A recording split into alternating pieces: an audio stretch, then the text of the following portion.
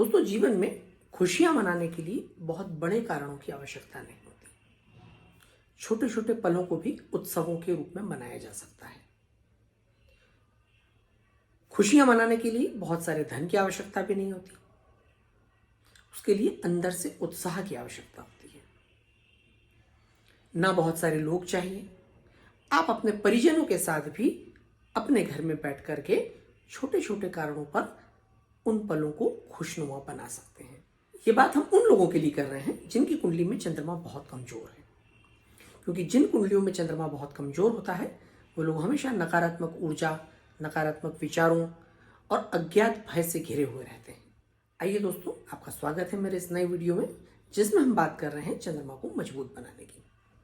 तो दोस्तों, ये जो छोटे छोटे पल होते हैं जिनमें खुशियां भरी होती हैं और जिन्हें हम उत्सवों के रूप में मनाते हैं, यही चंद्रमा को मजबूत बनाने का बेहतर उपाय होते हैं।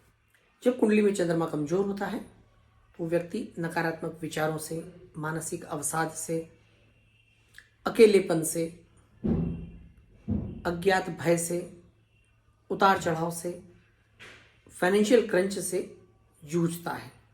और ये जो खुशनुमा पल होते हैं ये उसके अकेलेपन को दूर करते हैं। यहाँ हम ऐसे किसी भी उपाय की बात नहीं कर रहे हैं जिसमें आपको तीर्थ जाना पड़े, धार्मिक अनुष्ठान करना हो या कोई बहुत बड़ी पूजा पाठ करनी हो जिसके लिए आप तैयार नहीं हो। यहाँ हम बहुत व्यावहारिक उपायों की कर रहे हैं। दरअसल जन्म कुंडली का जो चौथा भाव होता है, चंद्रमा उसका कारक ग्रह होता है, अर्थात इनडायरेक्ट लॉर्ड होता है।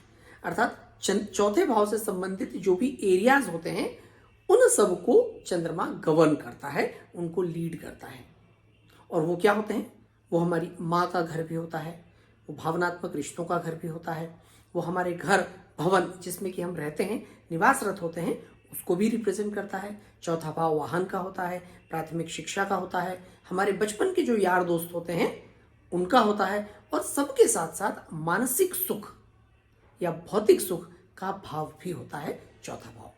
और चंद्रमा का गहरा संबंध होता है हमारी कुंडली के चौथे भाव से। और जब चंद्रमा खराब हो तो चौथे भाव के जो सारे एरियाज होते हैं वो सारे डिस्टर्ब होते हैं। क्यों? क्योंकि हम उन्हें मेंटली एक्सेप्ट नहीं कर पाते या पॉजिटिवली ले नहीं पाते हैं। इसलिए चंद्रमा को मजबूत बनाने के लिए हमको सबसे पहले हमारे घर पर ध्यान देना होगा। वो घर जहां हम रहते हैं। घर खुद का भी हो सकता है, घर किराए का भी हो सकता है, घर बहुत बड़ा भी हो सकता है, घर बहुत छोटा भी हो सकता है।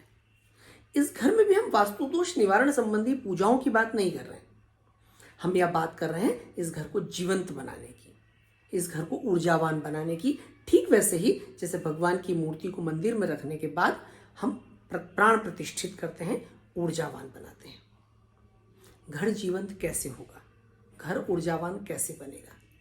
घर ऊर्जावान बनेगा अपनों से, परिजनों से, उनके घर में आने से, उनके फुटफॉल से, छोटी छोटी खुशियों से, और उनके साथ, सबके साथ मिलकर के जो आप सेलिब्रेट करते हैं, सेलिब्रेशंस करते हैं, उनसे। आपको घर के दरवाजों के साथ मन के दरवाजे खोलने होंगे।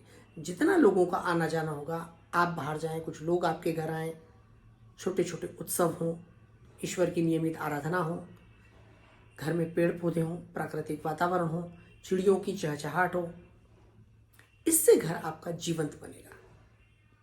ईश्वरीय आराधना के साथ ईश्वर के लिए धन्यवाद के शब्द हो, ताकि जो आपके पास हो उसके लिए आप ईश्वर को धन्यवाद कहें। यहाँ नकारात्मकता नहीं हो, अर्थात किसी के लिए बुराई नहीं हो, घृणा नहीं हो, सिर्फ हो तो खुशियों के पल।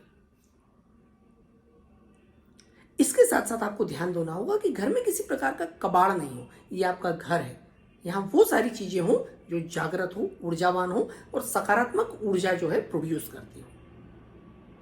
तो जो भी चीजें बंद पड़ी हो, अनुपयोगी हो, उनको घर से बाहर कर दें। घर में इतना अधिक फर्नीचर भी ना हो कि जो सकारात्मक ऊर्जा है आपके घर के हर कोने तक ट्रेवल न कर पाए।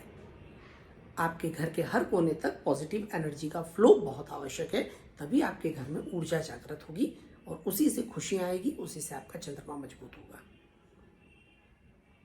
तो आप आपके घर को जीवंत बनाएं, लोगों को इकट्ठा करें, मन के दरवाजे भी खोलें घर के दरवाजों के साथ।